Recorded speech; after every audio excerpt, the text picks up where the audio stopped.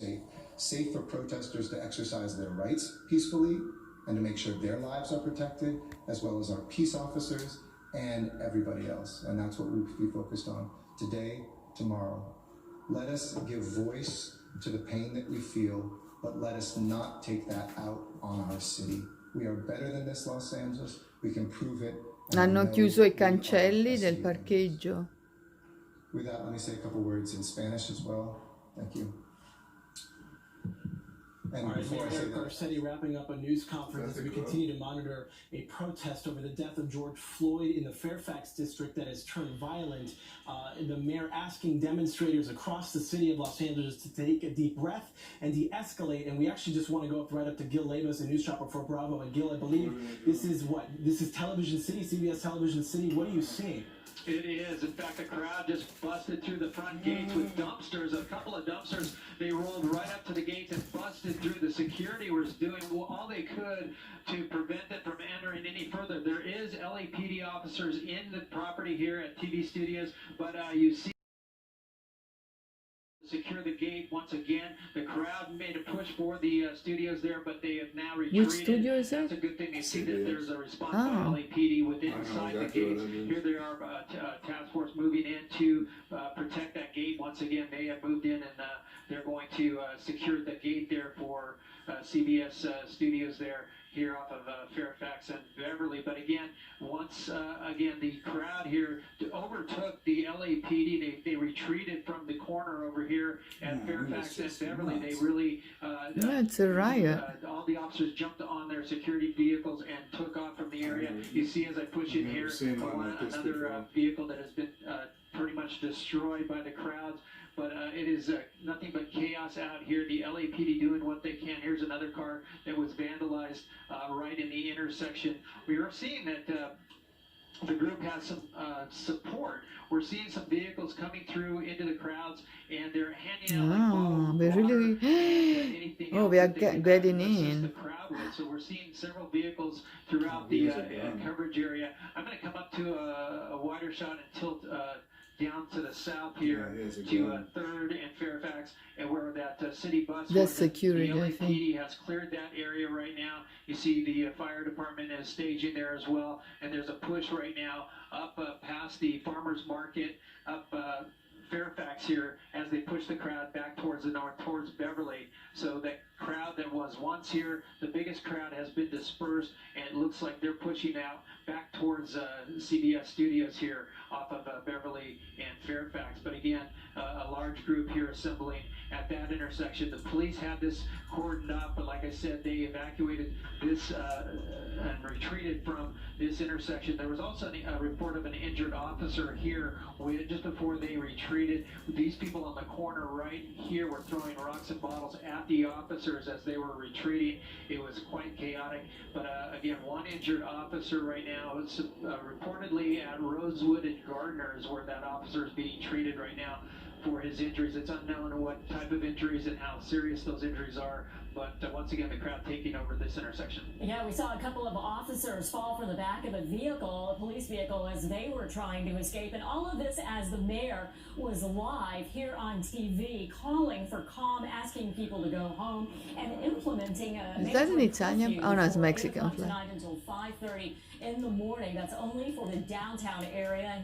He said that he didn't want to expand that. That was mainly to get calm, to restore order, to board up businesses. And as he is talking about that, we're seeing more patrol cars being set on fire. We saw non-lethal rounds being fired at protesters answering back with bottles, picking up cones in the street. And then we saw a few grab those large dumpsters and push them down the street. And that's when they ended up there at CBS Studios and made a push for the gate. And it was quite dramatic, Jonathan, as we were watching that, because the guards there were trying to shut the gates, and one of the garbage bins got in, and they just barely got those gates closed. Yeah, it's incredible police got there as fast as they did, because this crowd is dispersed in so many different parts of this town. As you see, I mean, this area, the Fairfax district, you see right here on your screen, them blasting through the gates, the security guards frantically trying to close them, but they're no match dispatch for these protesters pushing those dumpsters in. Again, soon after, we saw several police officers enter the property, make sure that they were safe, that they were able to close those gates. This is a television city here, CBS television city in the Fairfax district. We don't assume there are a lot of people working, considering the pandemic, considering what's going on right now otherwise, but still, those security guards... The guy is older and he's more wise. To control that situation really quickly, Kathy. Yeah, frightening though for the people who are there, and the mayor making note of that. He's battling not only this, but COVID-19. He had to close testing centers there in the city as of 3 p.m. because they were worried about violence like that. We have right now a law professor from USC standing by on our phone. This is Jody Armour. I wanted to bring you in, Jody, if you're still there, and get your perspective on this. Obviously, we have people who are very upset to the core about what has happened in Minneapolis and expressing their anger across the nation right now, including here in Los Angeles. How do we put this all into perspective? And thank you for being with us live on the air. Good to be with you. And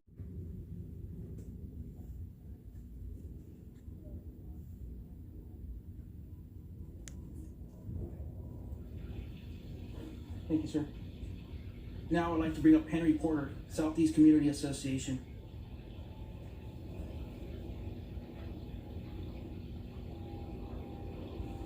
Thank you, Sheriff, for convening this news conference. I live in the South LA Patrol Station, South Los Angeles. We lived there since '65.